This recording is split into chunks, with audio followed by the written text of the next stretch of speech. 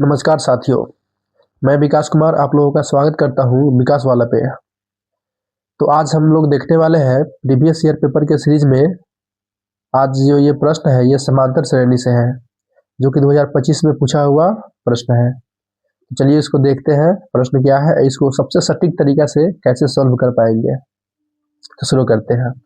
प्रश्न है, किसी समांतर श्रेणी का 17वां पद उसके 10वें पद से 14 अधिक है, तो इसका सर्वांतर ज्ञात करें। ठीक है, तो चलिए देखते हैं इसको कैसे बनाएंगे। तो सबसे पहले इसमें जिक्र हो रहा है कि 17वां पद, तो 17वां पद निकालने से पहले हम ये जान लेते हैं कि किसी भी समांतर श्रेणी का जो है nवां पद कैसे निकालते हैं। तो किसी भी समांतर श्रेणी को nवां पद को हम लिखते हैं nवें पद, nवें पद, nवें पद बराबर होता है क्या, tn, या फिर इसी को बोलते हैं an। इसका फॉर्मूला होता है a plus n minus 1 into D, जहाँ पे क्या होता है, n तो होता है जितना नंबर का वो nवां पद निकालना है, a होता है उस समांतर श्रेणी का पहला पद, d होता है उसका सर्वांतर जो हमें की ज्ञात करना है।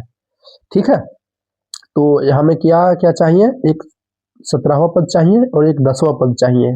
तो निकालते हैं 17वां पद। 17वां पद को किस प्रकार से लिखेंगे, a17, या फिर इसको लिख सकते हैं t17 बराबर क्या होगा, a प्लस n की जगह पर 17, तो 17 माइनस 1 इंटू डी, जो हमें पता है ही नहीं। ठीक है, तो इसको कैसे लिखेंगे, a प्लस 16d। ठीक है, अगला जिक्र कर रहा है कि 10वां पद के बारे में। तो अब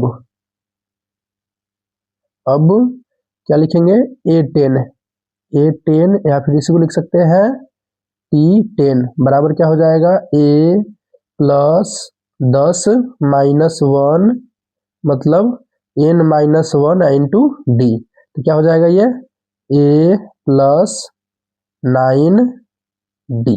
ठीक है, अब प्रश्न से क्या कह रहा है, अब कह रहा है प्रश्न से, अब इसको सॉल्व करने का तरीका ऐसा ही होता है। प्रश्न से, प्रश्न में क्या कह रहा है कि उस समांतर श्रेणी का, क्या कह रहा है कि किसी समांतर श्रेणी का जो है 17वां पद उसके 10वें पद से 14 अधिक है। तो देखिए कैसे लिखेंगे इसको, यही मेन है समझना। इस इक्वेशन को अगर समझ गए तो बस हो गया, सॉल्व हो गया। तो देखिए कह रहा है क्या कि उस समांतर श्रेणी का जो है 17वां पद क्या है ना, 17वां पद क्या है कि उसके 10वें पद से कितना अधिक है, 14 अधिक है। तो यही हो गया इक्वेशन।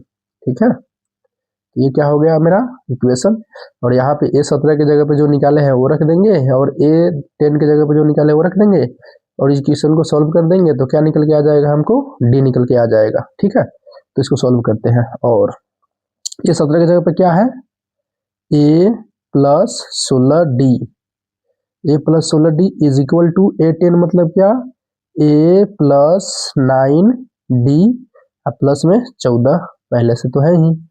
तो यहाँ से a इधर भी है, a इधर भी है, बराबर के इधर जो रहता है बराबर के उधर वही सेम संख्या रहेगा, अगर तो वो कट जाता है तो a से 1 खत्म हो जाएगा, बच क्या गया, देखिए 16d is equal to 9d plus 14। ठीक है, तो जो हमें याद करना है, अर्थात जो कांस्टेंट है उसको एक तरफ करेंगे, और जो मतलब जिसमें d लगा हुआ है उसको एक तरफ करेंगे। तो देखिए कैसे करेंगे, 16d minus 9d is equal to 14, ये कैसे लिख दिए हम, तो 16d और बराबर के इस साइड में 9d प्लस में है, तो बराबर के जब इस साइड में आएगा, अपोजिट साइड में आएगा तो क्या हो जाएगा, प्लस माइनस हो जाता है, माइनस प्लस हो जाता है, गुना भागा हो जाता है, भागा गुना हो जाता है।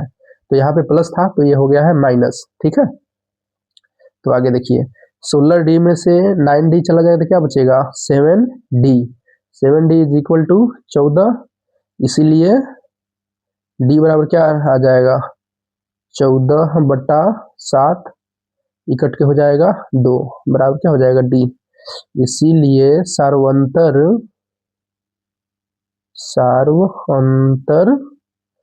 इसी को बोलते हैं common difference, CD C D बोलते हैं या फिर इसी को बोलते हैं हम लोग डी।